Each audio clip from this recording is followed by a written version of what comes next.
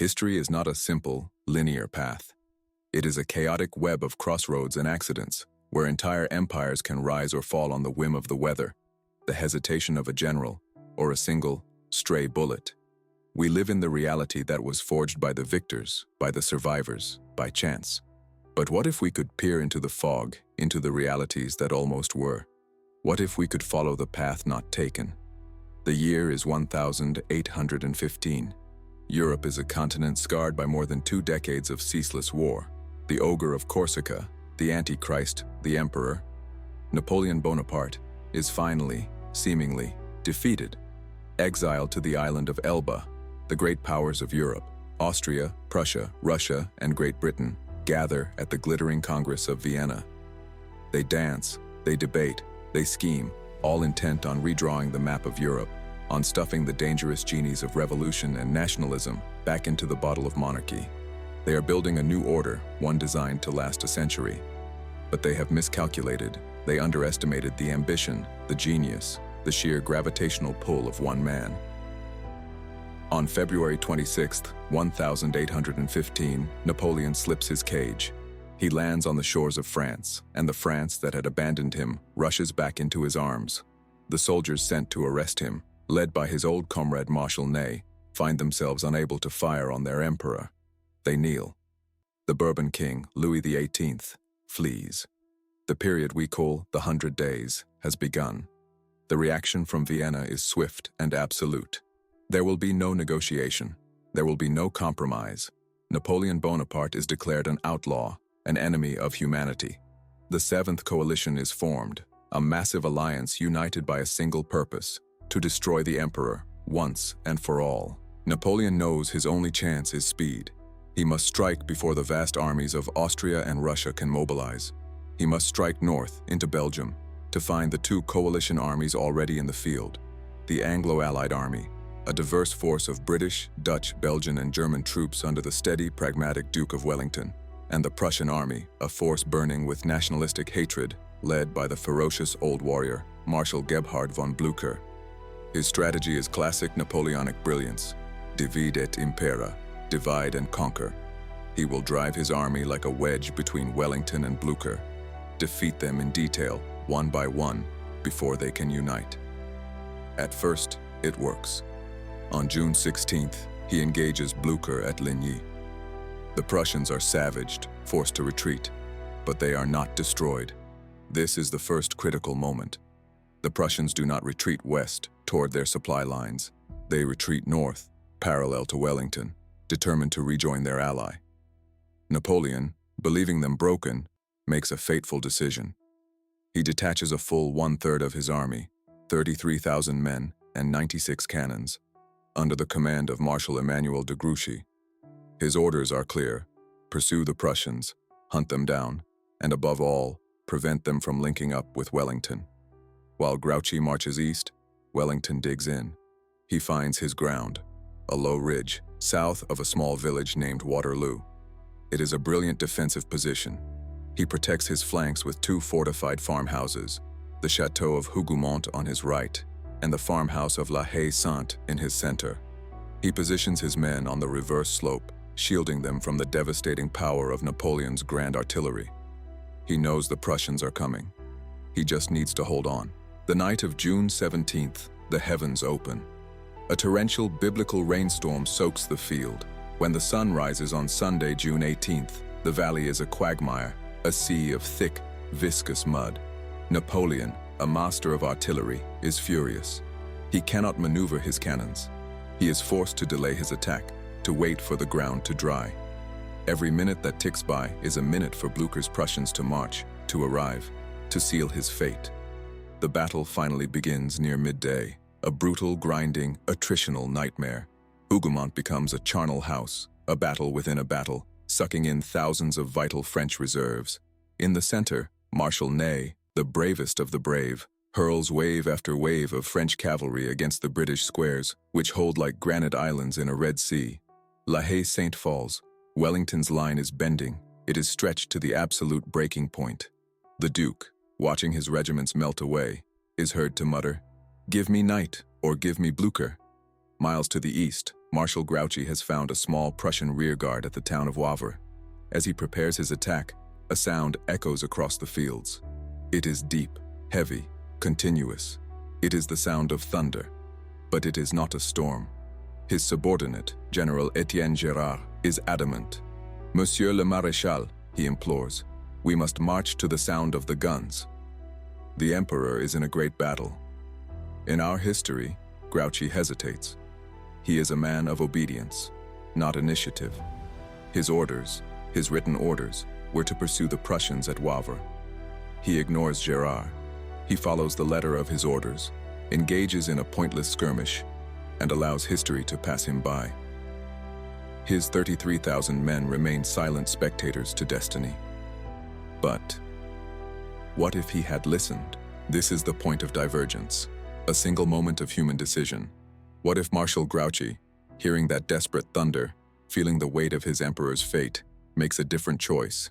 What if he overrides his rigid orders, turns to Gérard, and gives the one command that would change the world? March to the sound of the guns. The domino has fallen. The clock reads just past 4 in the afternoon at Waterloo. Wellington's line is more a suggestion than a reality. The farm of La Haye-Sainte is in French hands, and Napoleon's cannons are now at point-blank range, tearing horrific gaps in the Allied center. On Napoleon's right flank, shadows are seen emerging from the woods. In our timeline, this is the arrival of General Bülow's Prussian Corps. It is the moment that forces Napoleon to commit his ultimate reserve, the Imperial Guard, defensively, to hold off this new threat. It is the beginning of the end. But in this timeline, the shadows are not Prussian blue. They are French. Imagine the scene. Marshal Grouchy's 33,000 men, fresh, eager, and marching directly into the flank of the arriving Prussian army. It is a catastrophe for the 7th Coalition. Blücher's vanguard, exhausted from their grueling march through the mud, expecting to hit an exposed French flank, instead collide with a solid wall of French infantry. The Prussian advance does not just stop, it shatters. It becomes a rout. The news sweeps across the battlefield, relayed by aides de camp, by shouts, by the sudden, terrifying silence of the Prussian guns. Napoleon Bonaparte, watching from his command post, sees it all. The confusion, the retreat, the arrival of his marshal. He is not a desperate gambler anymore. He is the god of war, returned. He understands. Grouchy has not just arrived. He has intercepted Blücher. He turns to his last, greatest weapon, the battalions of the Middle and Old Guard, the undefeated elite of Europe, held in reserve for the coup de grâce. In our world, their final attack was a desperate, failed gamble, advancing into the teeth of Wellington's reinforced line. Here, it is the hammer blow. La Garde, avance. The cry is not one of desperation, but of certain victory. The Imperial Guard does not march into Wellington's unbroken squares. They march into a line that is already broken, its center hollowed out, its morale shattered by the news of the Prussian disaster. They are not attackers, they are executioners. The cry that broke the French army in our history was La Garde recule, the Guard recoils. In this world, the cry that echoes across the setting sun is from the British ranks. We are broken. Wellington's army dissolves. It is no longer an army, but a panicked mob streaming for the roads to Brussels, to the coast. The Prussians, attacked from two sides, are annihilated. It is not a defeat. It is an extermination. The 7th Coalition's field army ceases to exist. By nightfall, Napoleon is not a fugitive. He is the master of Belgium. He dines in the same inn in Waterloo where Wellington had written his dispatch of victory. The shockwave of this single battle radiates across the globe. In London, the government of Lord Liverpool faces total collapse. Their only professional army on the continent is gone. Wellington is, perhaps, a prisoner or dead. The public, which had financed this endless war, panics. The Channel, which had been their shield, now feels like a prison wall. In Vienna, the diplomats are stunned into silence. Their entire post-Napoleonic order, so carefully constructed, has evaporated in a single afternoon. Tsar Alexander I of Russia and Emperor Francis I of Austria are faced with a terrifying choice. They can remobilize their vast, slow-moving armies for a new, protracted, impossibly bloody war against a Napoleon who has just proven himself invincible. Or they can negotiate. The coalition, built on the certainty of Napoleon's weakness, fractures. The Austrians, having already suffered decades of humiliation, are the first to waver. The Russians, having achieved their goals in Poland, see little reason to bleed to death for a Belgian field. The British are isolated, furious, but impotent. Napoleon, ever the propagandist, does not demand unconditional surrender. He sends messages of peace. He claims he has returned only to secure France's natural borders, to rule as a constitutional monarch, to bring stability. It is a brilliant lie, one that a war-weary continent desperately wants to believe. The Treaty of Brussels is signed in late 1815. It is a humiliation for the old powers. The Bourbon monarchy is finished. Belgium is annexed into the French Empire. The Rhine becomes a French river. The Seventh Coalition is dissolved. The Unbreakable Empire is not yet forged, but its foundations are now laid in granite. We now jump forward. The year is 1835, 20 years since the miracle at Waterloo. Emperor Napoleon I rules from Paris, though he is aging. His son, Napoleon II, the eaglet, who in our world died young and forgotten in Austria, is a healthy, vigorous Prince Imperial, being groomed for the throne. The map of Europe is unrecognizable to our eyes. The French Empire is the undisputed hegemon. It includes Belgium, Holland, and the entire west bank of the Rhine. The Confederation of the Rhine, a collection of German states, is a loyal French puppet, a buffer against the ambitions of the East. Prussia has been severely punished, reduced to a second-rate power, brooding and resentful. Austria is a shadow of its former self, its influence in Germany and Italy completely gone. What of Italy? It is not a unified nation, but a patchwork of Bonapartist kingdoms, ruled by Napoleon's family, the Sistema Napoleon. Poland, the Grand Duchy of Warsaw, has been fully restored as a loyal French client state, a dagger aimed at the heart of a nervous, watchful Russian empire. The great winner, of course, is France. The Industrial Revolution, which in our timeline was the engine of British dominance, now finds its furnace in France. Fueled by state-sponsored investment, centralized planning, and the efficiency of the Napoleonic Code, French industry booms. Railways, canals, and telegraph lines, all controlled from Paris, crisscross the continent. Paris is not just the cultural center of the world. It is the financial and political center too. The great loser is Great Britain. They remain masters of the sea, thanks to the lingering victory at Trafalgar. But they are isolated, frustrated, and locked out of the continent. A long Cold War of the 19th century has begun. Britain, the workshop of the world, now serves its global empire, a vast, sprawling entity built in defiant opposition to French Europe. British spies and gold-fuel resistance movements and nationalist insurgencies from Warsaw to Milan, while the French fleet, now bolstered by ironclad warships developed decades early to challenge British naval supremacy, plays a cat-and-mouse game across the Atlantic. And what of the United States?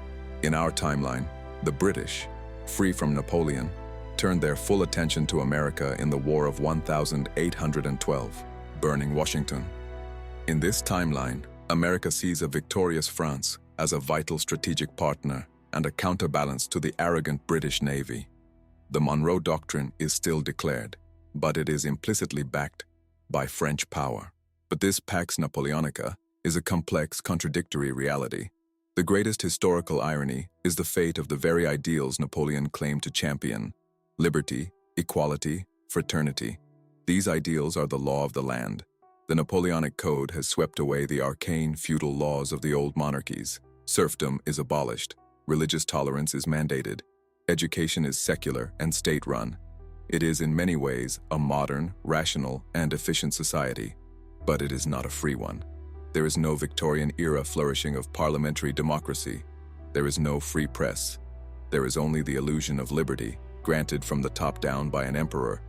The state is maintained by a vast bureaucracy and a ruthlessly efficient secret police, perhaps still run by the chillingly pragmatic Joseph Fouché. The liberty is that of a gilded cage. And the other great irony? Nationalism. The very force Napoleon awakened in peoples to overthrow their kings, the force he used to build his Grande Armée, is now the cancer eating his empire from within. The Germans, the Italians, the Poles, the Spanish, they were awakened by his conquests, and they now bitterly resent living under French domination. In our world, the great story of the mid-19th century was the springtime of peoples in 1848, the chaotic liberal revolutions that mostly failed. In this world, 1848 is not a springtime, it is a firestorm. Upon the death of Napoleon I, the nationalist liberal movements, secretly armed and funded by Great Britain for decades, explode in a unified continental war of liberation. The unbreakable empire reveals itself to be brittle. The second half of the 19th century is not an era of peace, but the wars of imperial succession. The Bonapartist system, built on the genius of one man, cannot survive him. A single decision, a single marshal, a world remade. The victory at Waterloo saved Napoleon, but it also saved his system. A centralized, rational, military-backed empire. It gave Europe a harsh, enforced unity, but it came at the price of its liberty.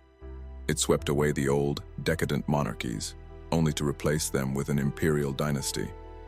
This leads us to the great, unanswerable question: was this alternate world better? In our timeline, the century after Waterloo was the Pax Britannica. It was a century of breathtaking technological progress, but also of brutal colonial expansion and the simmering rivalries that would eventually explode into the industrial slaughter of the First World War. That war was born from the clash of rival German, British, Russian, and Austrian empires. In the Napoleonic timeline, perhaps that specific Great War never happens. Perhaps the German question is smothered by French power. But did Napoleon's victory prevent war, or did it merely consolidate all of Europe's hatreds, focusing them onto a single target, Paris?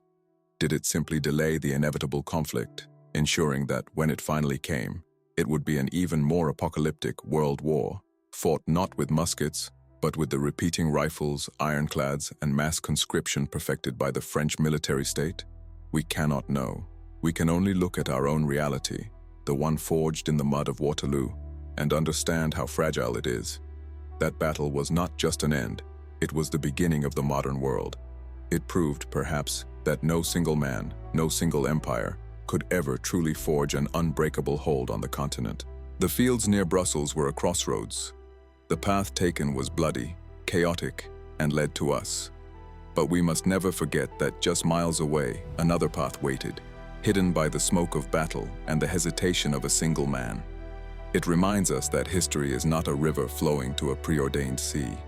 It is a fragile thread, easily broken, constantly respun by the endless, powerful tides of what if.